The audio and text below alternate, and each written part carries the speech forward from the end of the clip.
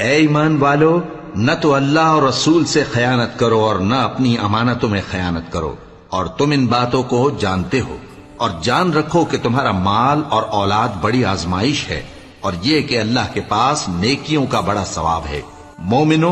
اگر تم اللہ سے ڈرو گے تو وہ تمہارے لیے حق و باطل کا فرق ظاہر کر دے گا اور تمہارے گناہ مٹا دے گا اور تمہیں بخش دے گا، اور اللہ بڑے فضل والا ہے۔ اور اس وقت کو یاد کرو جب کافر لوگ تمہارے بارے میں چال چل رہے تھے کہ تم کو قید کر دیں یا جان سے مار دیں یا وطن سے نکال دیں، تو ادھر تو وہ چال چل رہے تھے اور ادھر اللہ تدبیر کر رہا تھا، اور اللہ بہترین تدبیر کرنے والا ہے۔